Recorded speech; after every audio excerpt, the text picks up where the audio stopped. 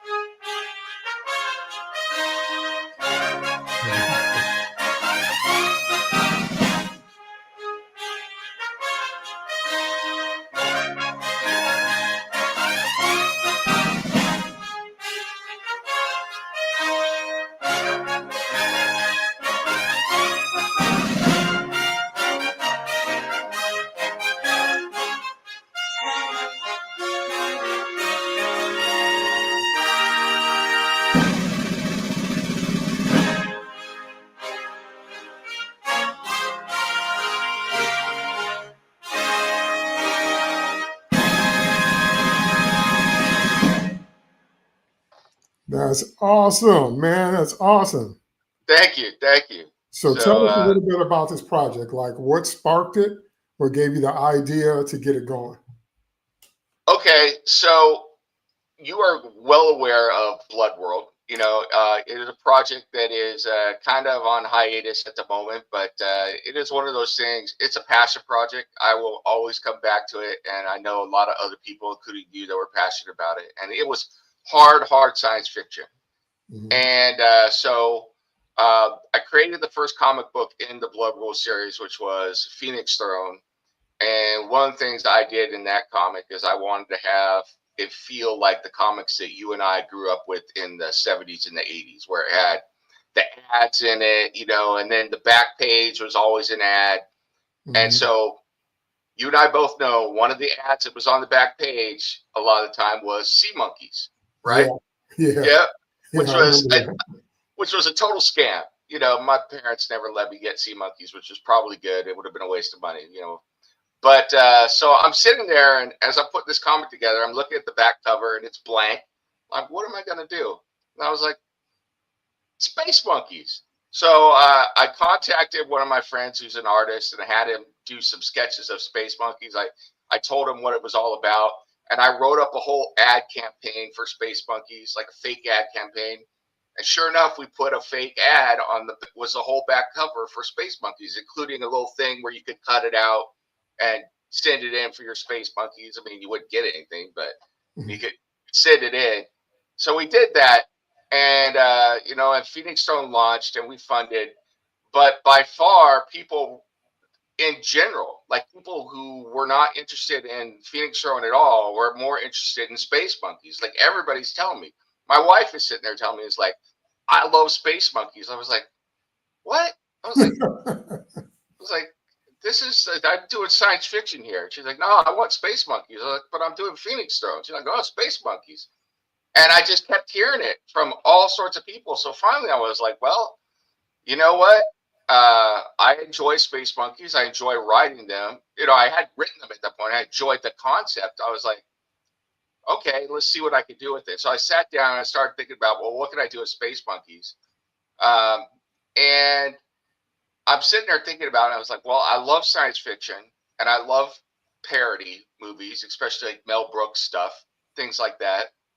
And I'm kind of in real life, I'm the kind of guy who's like a wisecracker. I like to tell jokes and be sarcastic and stuff like that. I was like, well, I'm just going to put myself into this project, and I'm going to combine the things I love into a storyline. And so the Space Monkey script came alive, and it's just a parody of all of the science fiction stuff I love, combined with a little bit of Call to Hulu. Like that's the design on some of the bad guys, and I've even got some Kevin Smith references in there with Jay and Silent Bob. I've got Mel Brooks stuff in there, and all of this is combined into this wacky adventure. And the whole point of Space Monkeys is that um, this is supposed to be taking place now in a body that we will reveal in the future. What body all of this is happening in? It's Hmm. actually a person, so a person that people would know. So, That's uh, but the odd concept is that all of us could have space monkeys in it, and so the whole first arc here is taking place in one blood cell, so it's the microverse, and they're fighting against the radicals of the Free Mutate League, who are trying to infect the blood cells and mutate them and infect, and get rid of it. And so the space monkeys are fighting to protect the integrity of the blood cell of the person to keep it from mutating, or are they? So we got all that going on. So even though it's really fun, it's really a parody of we do a parody of Star Wars in this one, but I've also got references to Star Trek: The Next Generation here, and to Buck Rogers with Mister was it Thermopolis? mhm, So I mhm. got references to that. I got references to Total Recall in here. So you got all of that stuff going on, but there is like an actual, it's not just jokes. We got an actual plot line, and we got some great comic art and everything from Matteo Maserosky, who I've worked with before. So it's going to be a lot of fun. I'm having a lot of fun doing it, and we're ramping up leading up to the Kickstarter launch. So Now, that was my next question. Tell me a little bit more about the art. Why did you work with this artist, and why did you feel like this was the right fit for what you're trying to do? well, Matteo and I have worked together before on another comic series that I write, OPSEC. Um, and I like his art style a lot. And obviously, just because you like one artist's art style doesn't mean that they're going to be appropriate for every project that you do.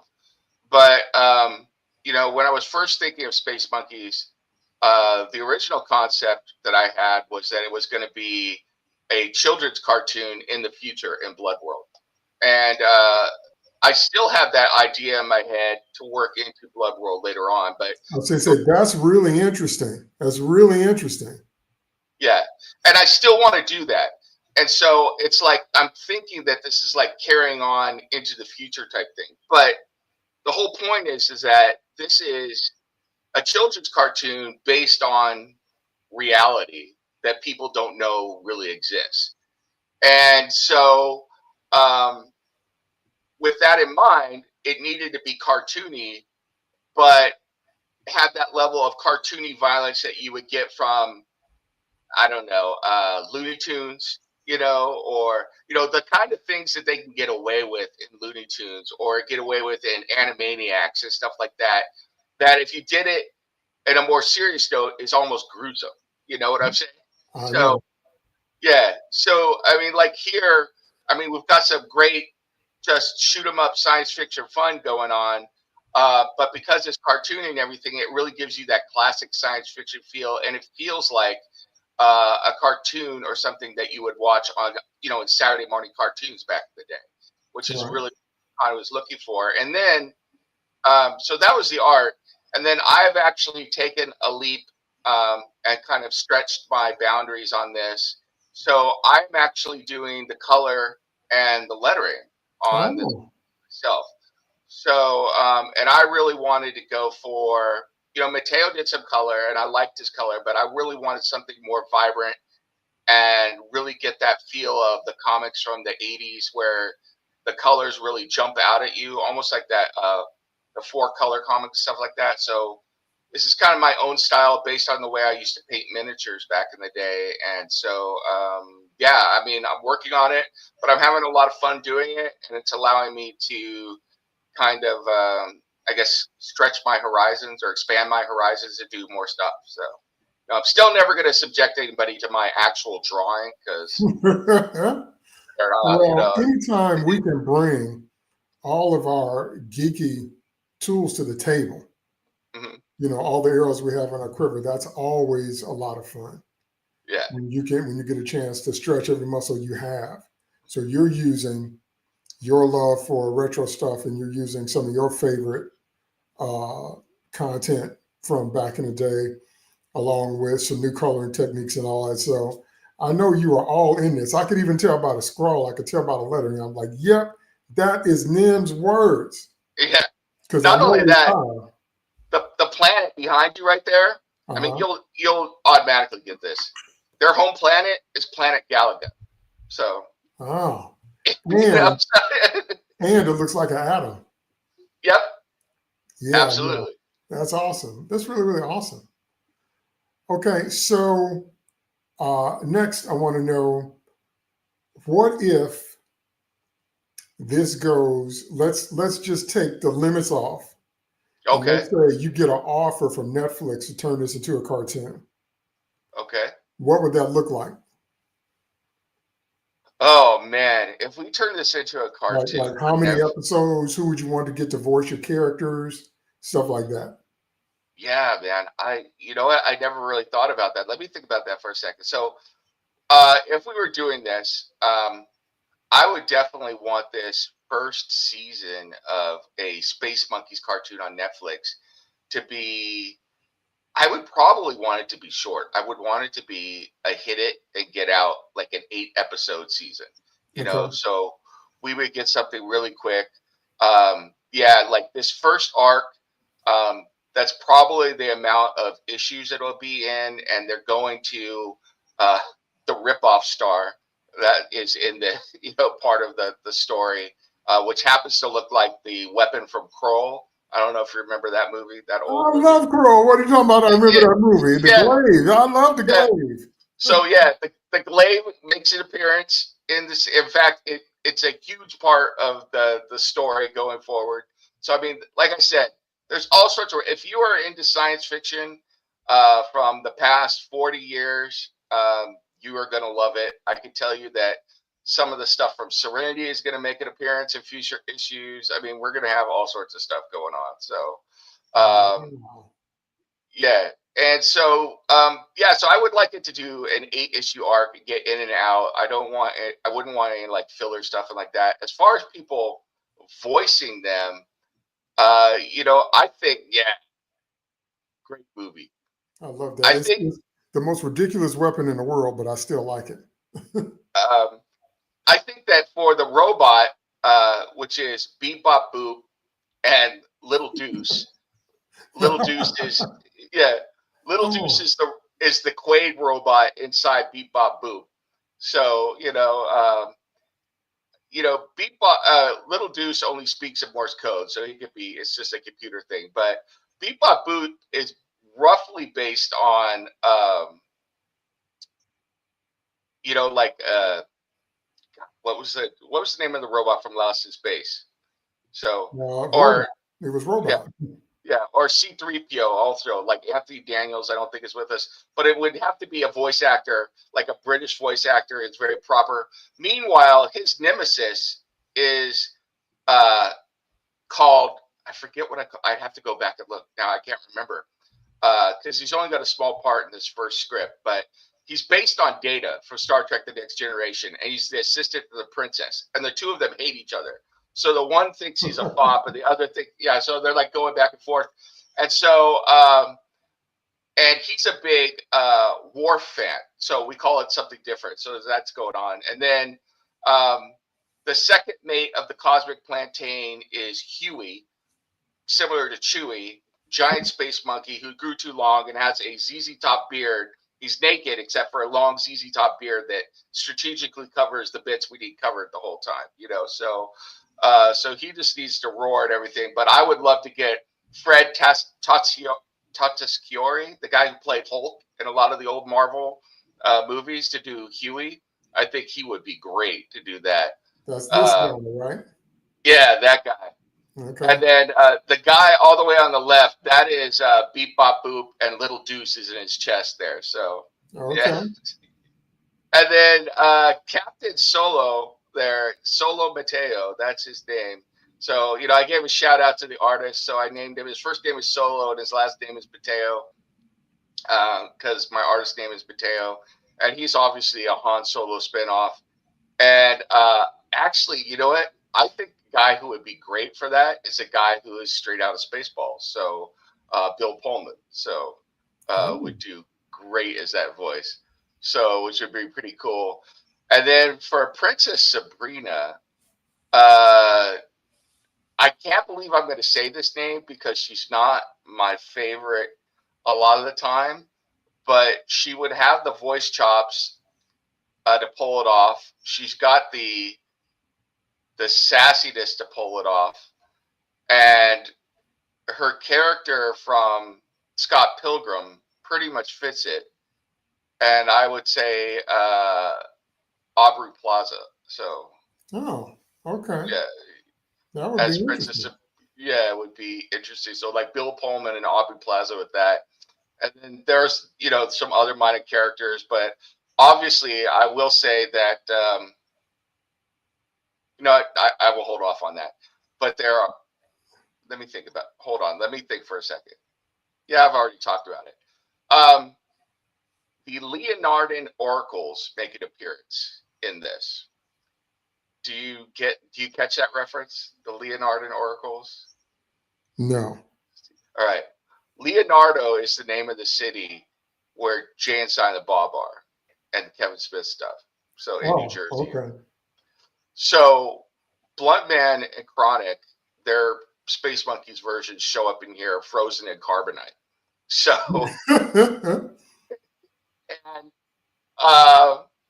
and believe it or not, I have some contacts with the Secret Stash.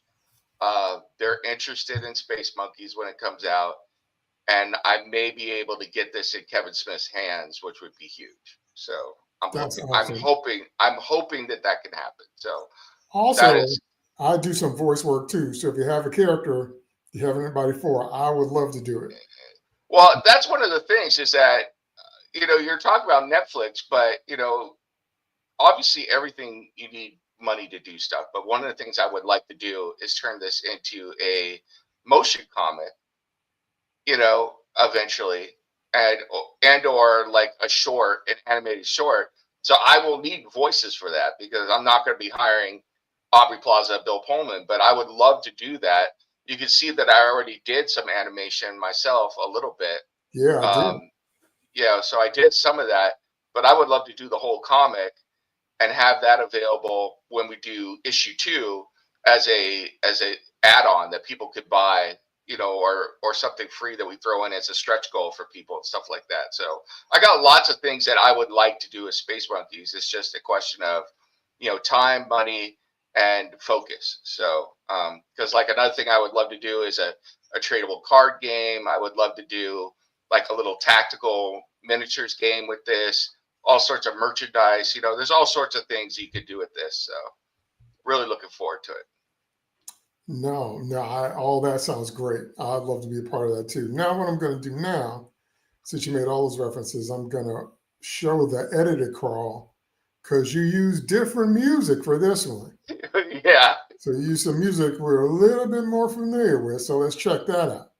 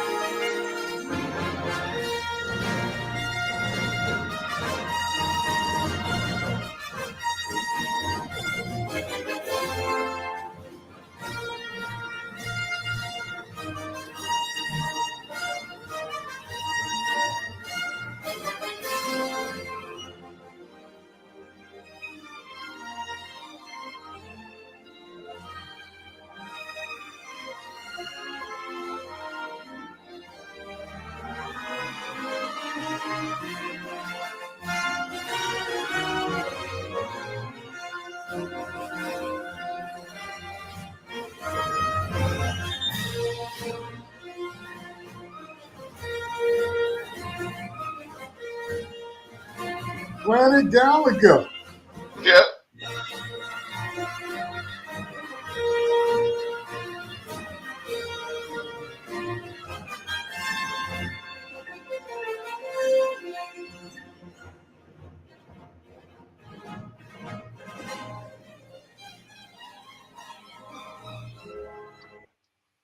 You cannot beat that music. It is not possible No.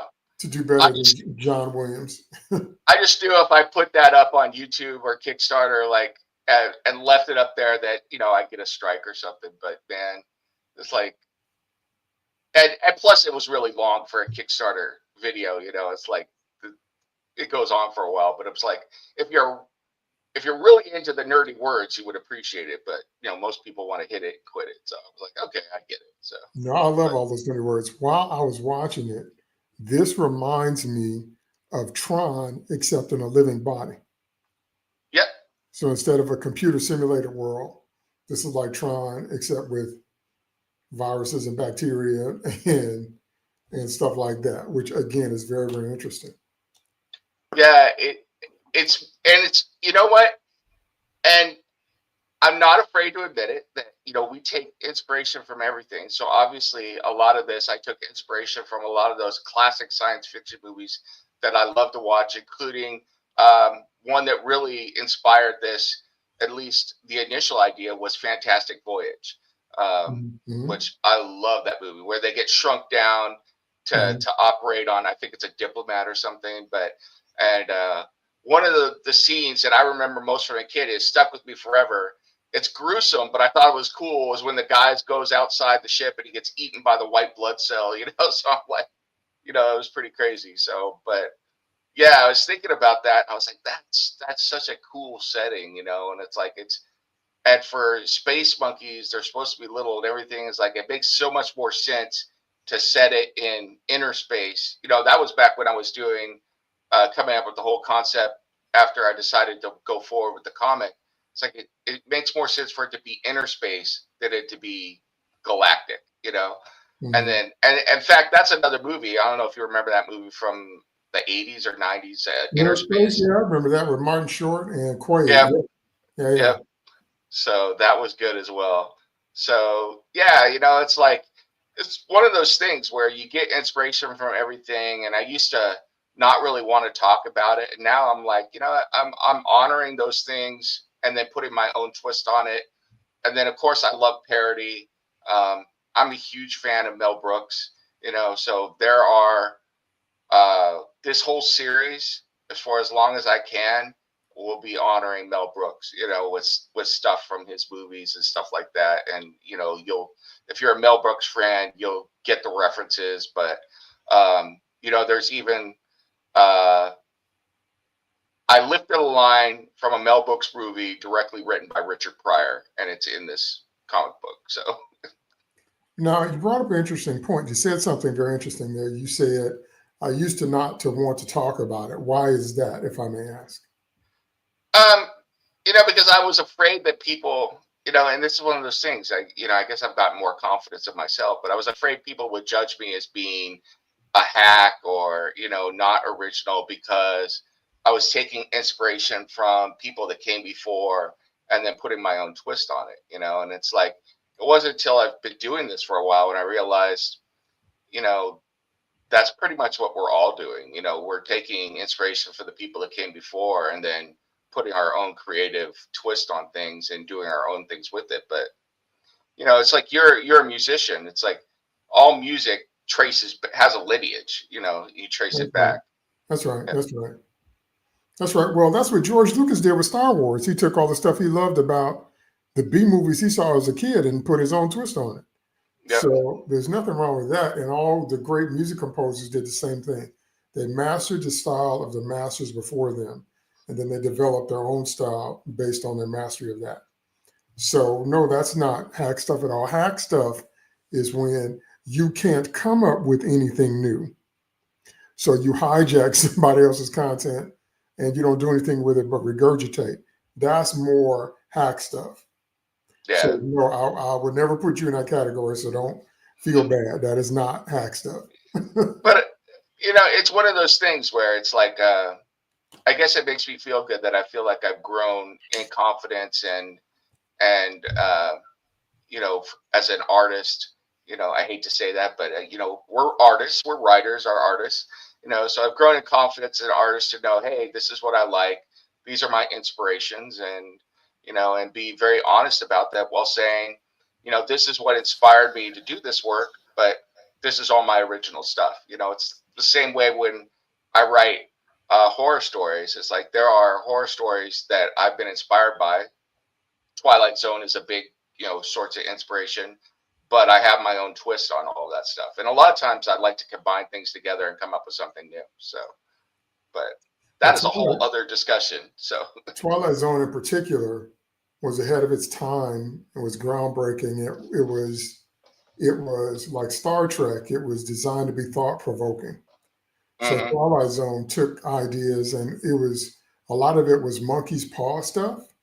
Like, what if this happened, but it didn't play out like you thought? The worst scenario comes, and then Star Trek has always been at its best when it takes social issues and uses a sci-fi backdrop to highlight the social issue. So once again, I mean, I think you're in good company. You know, Yeah. that stuff. That's why that stuff has been around since the '60s, because that type of platform, that type of perspective works. And in today's environment, one of the challenges we faced that we did not face when we were kids was saturated markets. We have so much content now until we don't have time to consume it all. I was Right. just watching some stuff, and then I saw all these trailers for some new shows, and I'm like, when am I going to watch these new shows? I'm trying to keep up with the shows I'm watching now.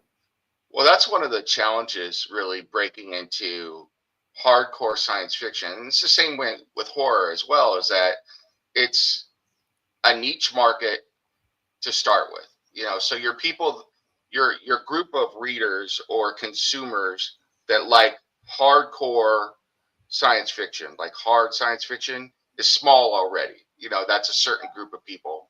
And then there's a lot of people competing to get their eyes on their product within this small group of readers, you know. So and there's people that are already established who are grabbing those readers. For you to break into that, you really got to have a splash, you know, Yeah, and get those people. So yeah, um and it's the same way with horror. It's like um you know, it's a hardcore base. They want to consume it, but there are so many people doing you know, aiming their product at a rather small hardcore base, that it is difficult to get your people to view it.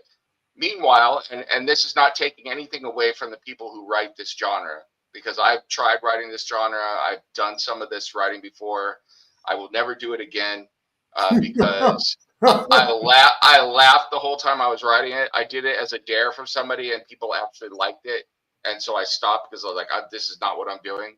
But the people who write romance novels, you Mhm. can't print those things fast enough before they're flying off the shelves at Barnes and Noble. Man, people consume, and it's mostly women, but then they buy books and they buy romance novels like they're going out of style. You know, so it's like, excuse me. And so if you're a romance novelist, you know, it's like your customer base, the people that you could sell to, and the amount of product being sold is much larger for that. So,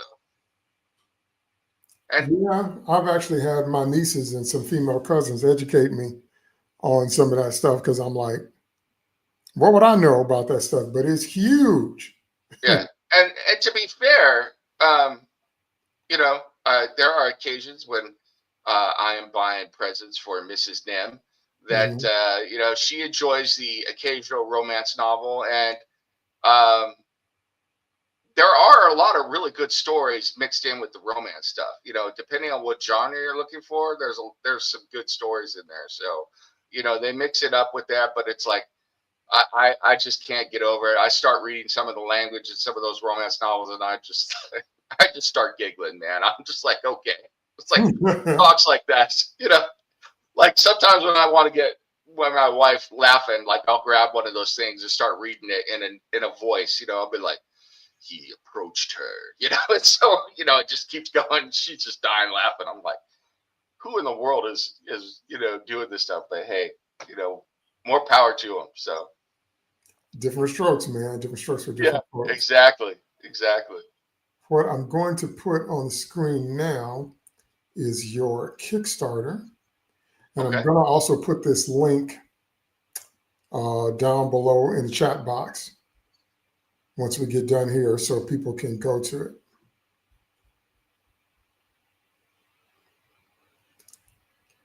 So now, when are you launching? Now we're not launching until 2026. That's the plan. Now, if we get a good amount of people following, we might go earlier. But one of the other mistakes I made with Blood World, I think, is that I rushed it.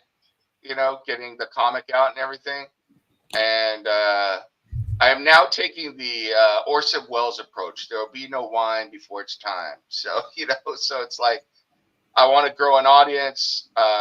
I want to, I've got merch coming in next week. So I want to get, merch out on social media and build that hype for it, and release things and release new variant covers. And it's like, hey, come follow. We're going to be doing an ad campaign in October where, if you reserve a spot on the pre-launch, and you will be able to get exclusive merch available to you if you back the campaign. So if you follow this ad campaign in October and you go to the Kickstarter, there will be exclusive merchandise available to you that if you back the campaign, you would get. Plus, I'm going to offer a discount on the comic itself if you do that. So we got a lot of things that we're going to be doing like that to build up hype going through. And then the other thing is also that, it's Christmas time. So it's like, I don't want to interfere with Christmas. So, we'll go on the back end of that. So, because Christmas time, people have other things on their minds. So, Right. But yeah, I'm fine. I'm looking forward to building it up. And I signed up. Believe it or not, I have never been to a convention as a seller. So, oh, well, you're going to have an interesting first experience then. Yeah. So I am going to Comic-Con Revolution, which is here in my hometown. Near my hometown. It's in Ontario, which is right up the freeway from Riverside. And then I'll be going to WonderCon down there in Anaheim. And then I'm going to be going to LA Comic-Con. And there's a chance I might be going to San Diego, even though I really don't want to. So, why don't you want to? it is way too big. So, it is way too big. I don't do real well in crowds and everything. And I went down to San Diego this summer for the first time, and it was insane. It was absolutely insane. I was like, this is a lot of people, but I don't know. But if I get accepted in San Diego, I don't know how I could really say no, So it's like, but yeah, no, I'm definitely going to do the LA ones and the one by my house, and I would be really happy with that. I really don't want to jump into the deep end right away. I want to start small and bring it up. So yeah, so that's what I'm looking at, but I'm looking forward to it. I'm looking forward to going. I'm obviously not going to take just Space Monkeys. We're going to have issue 1 by then. I would like to have issue 2 of Space Monkeys by then as well. Probably won't be crowdfunded, but I will, just have it done and have it with me for the cons. And then I'm going to have my horror book, and then I'm going to have OPSEC as well. So I'll have 6 comics and a novel and a collection of short stories on the table, which I think for my first convention is a good amount with merchandise and everything. So that's awesome. Well, definitely keep me posted on those experiences because I've done it several times now. It's always interesting. Yeah. From the parking to how you get to your table, to your placement, to your foot traffic, to, I had to get an assistant so we could take breaks and go to the bathroom and, just do a whole bunch of stuff. So I like the atmosphere, but it's a lot of work. You really have to want to be there. Yeah. Yeah. I mean, the only thing I've ever done is I've sold, like we had a small convention at a coffee shop once. It was like 15, not even booths, like tents, Mhm. and then I also went to every month there's like an art like a street fair of artists and stuff in my hometown in Riverside. So I've gone to that a couple times, which has been interesting. So Okay. yeah. All right, man. Well, before we go, anything else you want to share with our audience? Anything you want to throw out there? Yeah, I mean, go check out the Kickstarter. The links are below. Also, go check out my new website, Nems Online. We're building that up. I have blog posts on there. I'm building up shop merchandise. It's funny. I have to give a lot of credit to my wife on all this stuff. I don't think of these things at all, but I started wearing sunglasses on sloppy spoilers all the time because I get migraines, and it helps with like blocking out the light and everything from so I would wear sunglasses all the time, and people are like, oh, what are you doing? And then the same thing with Nem, people know me by Nem, but I like on the comics and stuff, I had D.W. Howard. Well, you'll know that on the comics going forward, um, I'm just going to go by Nem because most people know me by Nem. So that's what's going to be on the comics and everything. And so it's the same thing with the sunglasses. My wife is like, you need to make merch with the sunglasses because that's become kind of like your trademark now. So we've got like sunglass branded coffee mugs and sweatshirts and all sorts of stuff. So yeah. That's cool. I like how, uh, even though there's kind of a core in terms of what you do, I like how you've got the detective work, the murder mystery stuff, the sci-fi stuff, the parody stuff. So, because Yeah. you really stretch as a writer when you learn how to do a bunch of different things. Yeah, I'm enjoying it, and it's like right now I'm going to concentrate on Space Monkeys to get it going, but I definitely want to get back to that because I love all those other projects as well. So Cool. it's definitely something I want to get back to. All right, my friend. Well, great talking to you as always. Thank you, sir. Thank you. And thanks to everybody that watched this live, and thanks to everybody that's watching on the replay. All of these links will be below the video, so you can check out the Kickstarter and sign up. You can check out Nemesis Online, and definitely support my friend in this. This is going to be great because I'm very familiar with his work, and I endorse it wholeheartedly. I know you will enjoy reading it because he's a man of great passion and pours everything he has into this stuff, so it's going to be great.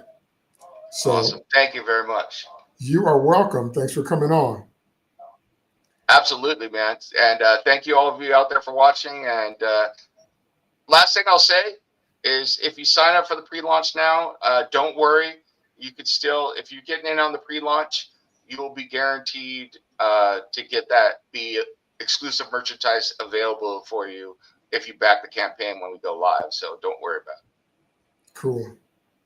All right, y'all. That's it for tonight. I'll talk to everybody again soon. DT2 Comics Chat out.